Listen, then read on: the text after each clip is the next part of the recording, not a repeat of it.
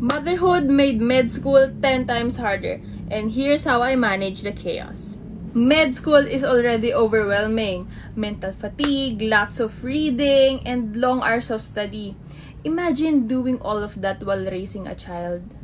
No pause, no study break, just plain chaos. And trust me, if you're a mom listening to this video, you're not alone. And in this video, I'm exactly sharing with you how I manage my stress and how I survive med school while raising a child. I started med school when my daughter was just months old. Imagine that. So as you can see, I need to record this on a different day since something came up. So enough with the oversharing. I'll give you a brief background about me. So I'm Clarice. Hi. I'm a psychology major and a medical school graduate as well as single mom. So in this video, I will not glamorize the facade of having a perfect life in med school, but I will share with you the real systems, psychology-based tips, and gentle strategies that help me survive in med school while being a mom. So being a mom as well as a medical student are two full-time jobs because that's the reality. And let's talk about that in this video on how they can coexist without losing yourself. So in this video, it's divided into four parts. The first part is the harsh truth about being a mom student.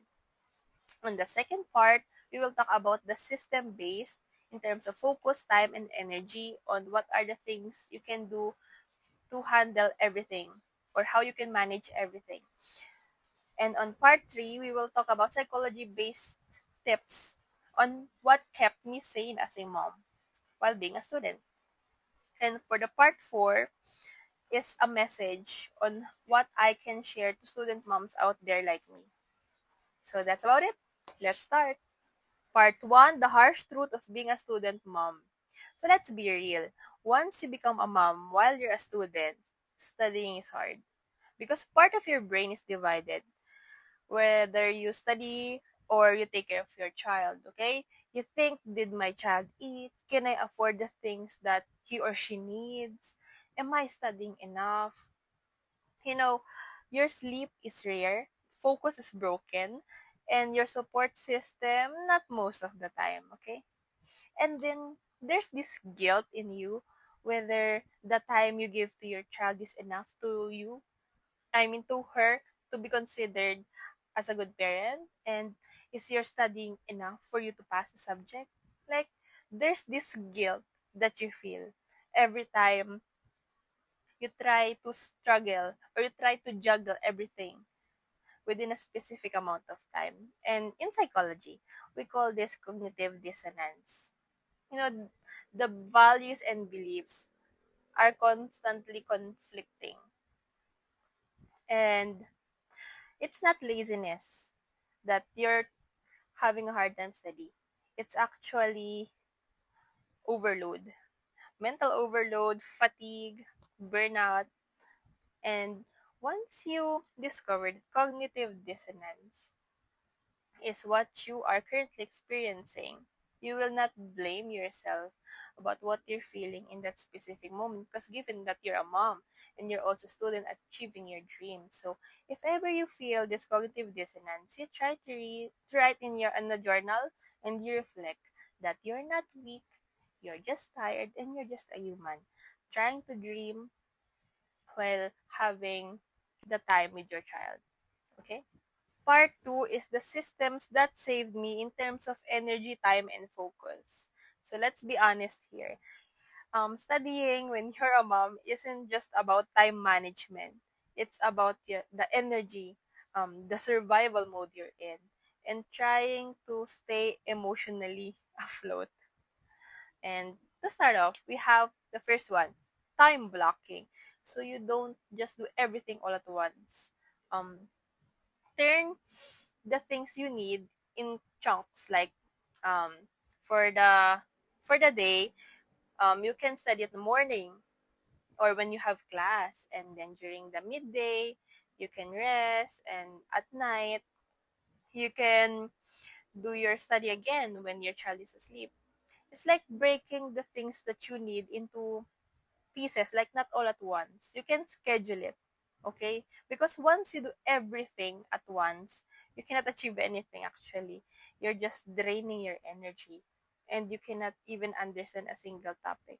Okay, so next, we have the voice notes instead of pretty notes. So you can use this when you're doing chores, errands, or while you're taking care of your child. You can listen passively to the voice notes or the explanations of the certain topic that you want to study during that day, because it helps your brain be productive even on those low energy days.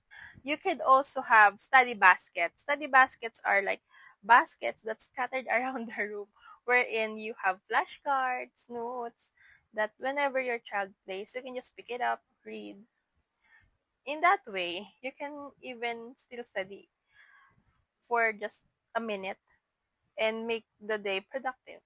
Next, we have the task rotation, wherein you add the active and the passive learning.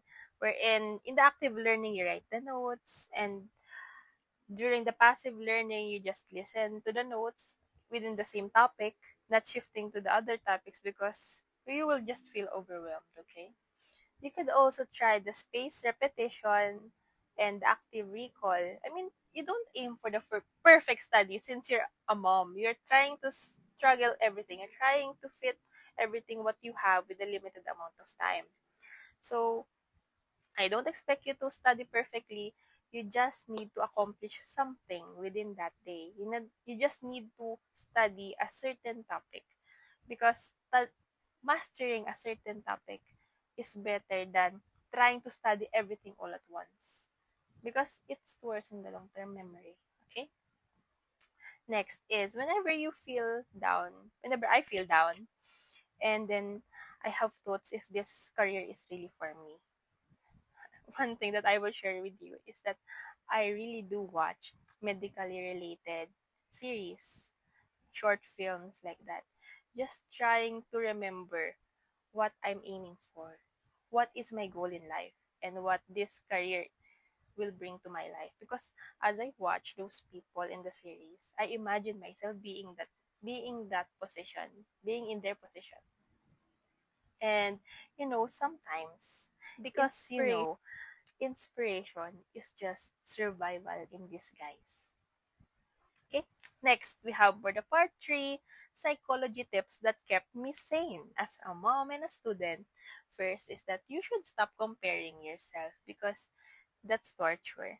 If you keep comparing your progress to someone who doesn't have a child, because your progress is very different from them since they have all the time in their life to study. Unlike you need to take care of a child and you also need to study. So once you stop comparing yourself and just focus on what you can accomplish within a day, that's already an achievement, and that's resilience for you. Next is micro wins mindset. You don't aim to finish 5 chapters in one day, because you cannot truly understand anything from it. I suggest that you study one topic and master it, and deeply study it without guilt, because in this way, it helps you wire your brain into studying by feeling safe in your progress and not panic. Is that okay? Next is anchoring transitions. You are shifting from mom mode to med mode. You can do mini rituals, like you can light a candle, make a tea, or you can play a relaxing, calming music. Or you can write in the journal before you study. You write your affirmations, manifestations, because you're training your brain into the way that you want to switch roles now. Like, I am allowed to focus right now. I will not enter in any distractions, like that. Next is journaling through mom guilt. Because I'll be honest with you, there really are days that I felt like I wasn't good enough. Like I couldn't achieve anything, and that I'm not being good both in being a mom and also being a student. And that I felt like I'm a constant failure. And in those days that I felt really, really down, what I do is I write in my journal. I really do have a journal. I write to my future self letters and also to my daughter, because in this way I help my brain be grounded and release all the unsaid thoughts through writing. And those letters reminded me the reason what I'm fighting for in this life and what should I be looking 5 to 10 years from now, and what life that I wanted to happen for me and my child like years from now. And it gives me hope, and that became my fuel and not my grades. Next is making peace with the pace, because really there are days that I feel like I'm falling behind, like I'm too slow, too tired, too broken comparing to my classmates. Like I don't know if I can achieve anything more than that. And it made me realize that being slow doesn't mean you're stuck, and showing up imperfectly still counts. I stopped chasing speed, and instead I honored the consistency. And in all honesty, whenever I feel lost, and instead of forcing myself being motivated all the time, I tell myself that as long as I kept showing up, even though I felt very down or I felt like a failure, that still counts. Because as long as you keep trying, even though you've struggled many things in your life, it just means that you haven't given up on yourself. And that's gold. That's something that you should be proud of. And that's what makes you different among others. So you should appreciate yourself being like that, even though no one appreciates you. So next is part 4. What I'd tell other student moms like me. So if you're a student mom watching this right now, listen not with your ears but with your heart. So you're not falling behind. You're just on a harder path. And the fact that you're walking on it, even though you feel slow, even though you feel heavy, and even though you feel it's very hard, it just means that you're stronger than you know, and that you have resilience beyond measure. And it's completely okay if you study while your child sleeps. It's okay that there are times that the thing you need is just plain rest. So I will just add, it's okay to break down, it's okay to cry, and it's still okay to show up again tomorrow even though you're not feeling good. Because in all honesty, most of the people will not understand what you're going through. Yes, they may imagine, but they will never feel what it's like being a mom and being a student, because you're someone who's building your dream while holding your child in your one arm and your dreams in another. And I'll tell you this, even when no one claps for you, your presence still matters. Your pace, even though it's slow, it's still progress. And your story is far from over.